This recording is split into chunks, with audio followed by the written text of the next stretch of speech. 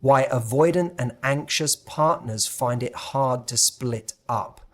Let me ask you something. Have you ever been in a relationship where every time you got closer, the other person pulled away, and just when you were ready to walk, they suddenly came running back? It's not a coincidence, it's a cycle. And it's incredibly hard to break, especially when one person is anxious and the other is avoidant. You see, anxious partners crave closeness. They want reassurance, affection, and emotional intimacy. But avoidant partners, they need space. They value independence and often feel suffocated when someone gets too close. Now, here's where it gets painful and strangely magnetic. The anxious person sees the avoidant pulling away and panics. They try harder. They send the long text. They over-communicate. And the avoidant, feeling overwhelmed, distance is more, it becomes a chase, a tug of war between connection and self-protection. But here's the twist. When the anxious partner finally gives up, when they say, "I can't do this anymore," the avoidant suddenly feels the loss. And they come back. Not necessarily because they're ready to commit, but because the distance feels threatening now to them. This toxic loop becomes addictive. Both people are responding to fear, not love. Fear of abandonment on one side, fear of engulfment on the other, and breaking that cycle is hard. Not because the love is so strong, but because the wounds are so familiar. It feels like love, but it's actually emotional survival. What keeps them together isn't compatibility. It's chemistry built on trauma. It's the familiar dance of being needed and rejected, wanted and pushed away. So when you're in this cycle, I'm not here to shame you.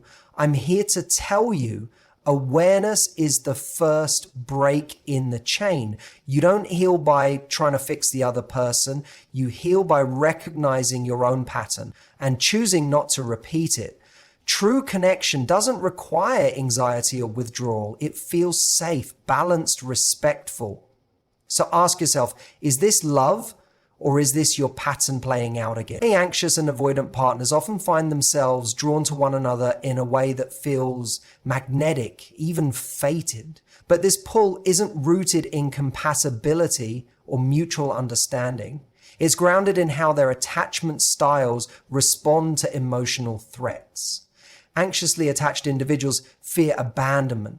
They seek connection, validation, and closeness to feel safe.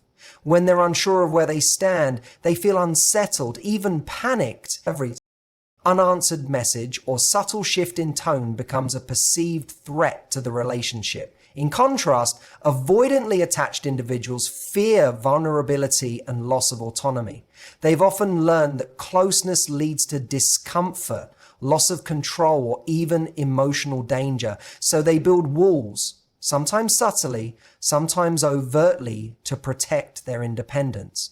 When these two people meet, there's an immediate, unconscious attraction. For the anxious partner, the avoidant person often appears emotionally reserved, mysterious, or independent, qualities that can be mistaken for strength or confidence. For the avoidant, the anxious partner's eagerness to connect can initially feel flattering or comforting. There's a sense that someone is finally all in, and that kind of devotion can be attractive until it starts to feel intrusive. Into trouble begins when emotional needs start to surface.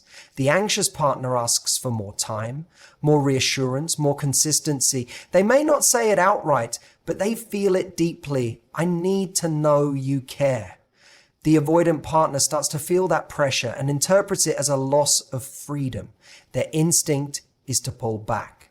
They cancel plans, become vague, or emotionally unavailable. That withdrawal doesn't just frustrate the anxious partner, it activates their worst fear, being abandoned. So they double down, trying harder to get close. And that pressure makes the avoidant retreat even further. What looks like dysfunction is to each person a survival mechanism. The anxious partner thinks, if I just love them enough, they'll finally open up. The avoidant thinks, if I just get a little more space, I'll be able to deal with this. Neither person is wrong. how they feel, but they are locked into roles that reinforce each other's wounds. The anxious partner's pursuit validates the avoidant's fear of being smothered. The avoidant's distance confirms the anxious partner's belief that they are hard to love or easy to leave. It's not love that binds them, it's a shared dance of fear, played out through opposite strategies. This emotional chemistry, while intense, is often rooted in old pain rather than genuine connection. Anxious individuals are deeply motivated by a need for closeness, certainty, and emotional security. When they enter a relationship, they often want to build a strong emotional bond quickly. They seek signs that they are loved, valued, and emotionally safe. This might show up as frequent texting, wanting to talk about the relationship early on, or needing verbal affirmations of love and commitment. They're not trying to overwhelm or control, they're trying to soothe an underlying fear that the connection could disappear at any moment. On the other hand, avoidant individuals experience intimacy very differently. They tend to prioritize autonomy and self-reliance. Vulnerability feels risky, and getting too close to someone often stirs up discomfort, even if they care deeply. They might be loving and present in certain moments, but as soon as they sense expectations or emotional dependency forming, they instinctively pull away. For them, distance feels safe. When things become emotionally intense, even in positive ways, their reflex is often to withdraw, detach, or minimize the importance of the relationship. When these two styles come together, the anxious partner's need for closeness directly conflicts with the avoidant's need for space. The anxious person tries to get closer, thinking, if I can just prove I love them, they'll stop pulling away. They may initiate deep conversations, want more time together, or ask for reassurance. These actions, though well-meaning, feel intrusive to the avoidant partner. The avoidant person, in turn, pulls back, not to hurt their partner, but to protect their own emotional space. They may go silent, delay responses, or focus on work and personal goals. This distancing behavior activates the anxious partner's fear of abandonment and rejection, prompting them to try harder to reconnect. This cycle creates escalating tension. The anxious partner interprets the avoidant silence as lack of love, which increases their anxiety. The avoidant partner experiences the anxious partner's pursuit as pressure, which increases their need for space. It becomes a loop. The more one pushes, the more the other pulls. Each person is reacting to their own internal fear of being left behind or of being engulfed, and neither feels truly seen or safe. It's important to understand that both partners are operating from instinct. The anxious partner isn't too much, and the avoidant partner isn't too cold. They are simply using strategies that once protected them, often from early life experiences. Unfortunately, these strategies clash, creating emotional friction that neither side knows how to resolve without self-awareness and growth. When an anxious partner senses emotional distance, their natural response is to close the gap. They might start initiating more contact, asking questions like, "Are we okay?" or seeking verbal affirmations of love and commitment.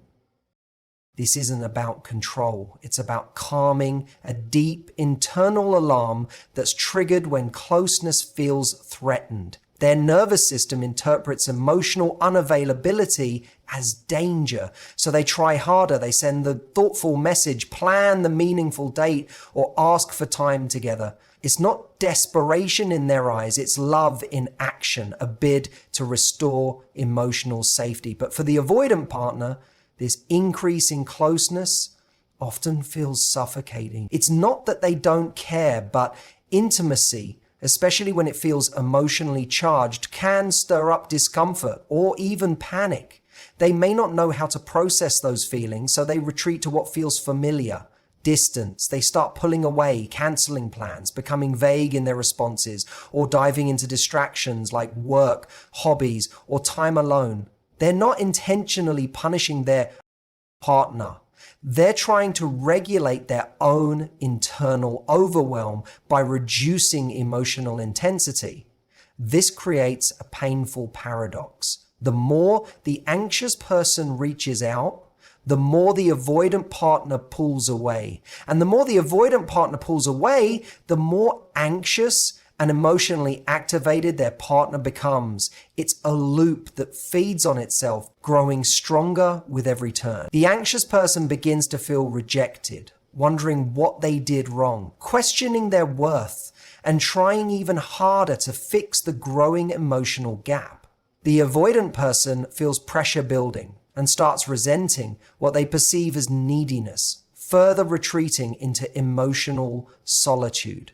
Neither partner wins in this dynamic. The anxious person feels perpetually on edge, like they're walking on emotional eggshells, trying to keep the connection alive. The avoidant partner feels like they're being asked to meet demands they can't handle, fearing they'll lose themselves in the process. Each is acting from a place of fear of losing love, or fear of losing independence. This emotional tension doesn't fade on its own. It tends to intensify over time, leading to exhaustion, resentment, and confusion. What began as attraction and affection turns into a constant push-pull that keeps both partners locked in survival mode. And because both people feel misunderstood and unseen, it becomes harder and harder to step out of the cycle without first recognizing the emotional patterns at play. When the anxious partner finally reaches a breaking point, it often comes after repeated emotional disappointments. They've tried to communicate, to connect, to make the relationship feel safe and consistent. But the lack of emotional availability, the subtle avoidance, and the persistent ambiguity eventually wear them down. At some point, they begin to detach, not because they've stopped caring, but because staying feels too painful. This withdrawal isn't always loud or dramatic. Sometimes it looks like silence. Other times it's a calm but final, I can't do this anymore. This moment is a major shift in the dynamic. The anxious partner, who has spent so much time chasing, begins to step back. That sudden absence creates a ripple effect in the avoidant partner, one that's often misunderstood from the outside. To someone watching, it may look like the avoidant person is finally realizing how much they care. They may start reaching out more, initiating contact, offering emotional crumbs that they had withheld before. But what's really happening is something more complex. Avoidant individuals often don't feel the full weight of emotional connection until it's under threat or already slipping away. As long as the anxious partner is pursuing them, they feel secure in their distance. Guys, they know the other person is there, emotionally accessible, even if they're not fully reciprocating. But when the anxious person finally lets go, it activates the avoidant's own fear, not of intimacy, but of abandonment. Now they are the one being left behind. And that creates anxiety they aren't used to facing. This anxiety often propels them to re-engage, to reach out, to say the things the anxious partner had been longing to hear. But this isn't always a turning point toward growth. More often, it's a temporary reversal of roles. The avoidant becomes the pursuer, but not necessarily because they're ready to be present in the way their partner needs. It's about restoring equilibrium on their terms, calming the discomfort of emotional loss. Once that fear subsides and the anxious partner moves closer again, the avoidant often retreats once more. This confusing behavior sends mixed signals. It makes the anxious partner question their own judgment. Maybe they do care. Maybe I just gave up too soon. It can reignite hope and draw them back into the cycle. But nothing fundamental has changed, just the roles in the dynamic. The avoidant hasn't necessarily developed new emotional tools. They're reacting to loss, not committing to growth. And the cycle quietly begins again. The bond between an anxious and avoidant partner often feels intense, consuming, and impossible to break. But that intensity is frequently mistaken for genuine love. What keeps these two individuals attached is not deep compatibility or shared values. It's the familiar emotional charge created by their opposing attachment styles. This charge isn't just psychological, it's physiological. Their nervous systems are activated in ways that mimic the highs and lows of passion, but it's really the roller coaster of unresolved trauma at work for the anxious partner. The highs come when they feel close, when their partner is present, attentive, or shows a rare moment of vulnerability. These moments feel euphoric, like a payoff after enduring long stretches of emotional uncertainty. But the lows, the silence, the withdrawal, the inconsistency, trigger deep feelings of abandonment, often rooted in early experiences where love felt conditional or unpredictable. That fear keeps them hooked, always hoping the next high will be the one that lasts. The avoidant partner experiences this differently, but is just as entangled. They often feel safest when they have distance, but they're not immune to the emotional highs either. When their anxious partner pulls away or threatens to leave, it taps into their fear of being alone, of losing someone they may not have known how to fully appreciate. That threat can feel urgent and painful, causing them to temporarily re-engage. It creates a feeling of intensity that resembles love, but is actually the fear of loss dressed in urgency. This dynamic is reinforced by a concept known as intermittent reinforcement. The unpredictable mix of closeness and distance creates a powerful psychological loop. The anxious partner never knows when they'll receive affection or connection, so they become hyper-focused, scanning for signs of intimacy, ready to pounce on any emotional breadcrumb. The avoidant partner, consciously or not, dispenses connection in small, inconsistent doses, just enough to keep the bond alive, but not enough to foster true emotional security. Over time, this cycle begins to feel normal, even though it's emotionally exhausting. The relationship may have moments of passion, deep conversations, or genuine affection, but it's built on an unstable foundation. The emotional volatility is mistaken for chemistry and the unpredictability for excitement. Yet what's really happening is two people responding to each other's unhealed wounds, playing out patterns they may not even realize they're caught in. This is why it's so hard to walk away. The connection doesn't just feel romantic, it feels familiar, like home.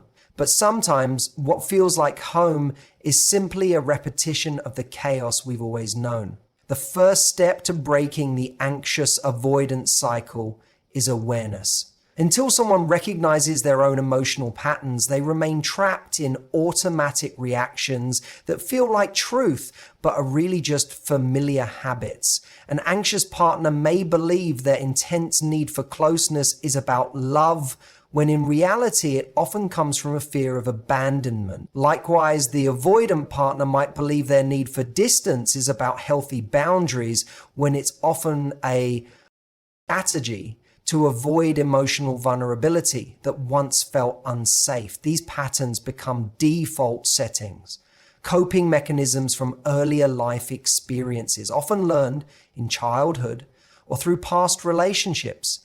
Healing begins not when we try to change the other person, but when we become curious about ourselves. The anxious person must learn to sit with discomfort rather than immediately seek reassurance. That means asking themselves, is this fear I'm feeling about now, or is it something old being triggered? It also means learning that emotional safety isn't something we extract from someone else. It's something we cultivate within. When an anxious individual learns to self-soothe, to validate their own worth, and to create boundaries, they stop chasing unavailable people to feel whole. For the avoidant partner, healing looks like becoming aware of the ways they disconnect emotionally. That might involve noticing the moment they start to withdraw after a partner shows vulnerability or intimacy. It could mean recognizing how they minimize others' needs or dismiss emotions they don't know how to respond to. Growth happens when they begin to challenge the belief that closeness equals a loss of independence. Real intimacy isn't about losing yourself. It's about allowing someone to see you without defenses. Both partners must learn that true connection isn't built in survival mode. It doesn't feel like anxiety, pressure, or confusion. It feels safe, consistent, and reciprocal. That kind of connection requires emotional regulation, clear communication, and the ability to tolerate vulnerability without panic. It's not glamorous or dramatic, but it's real.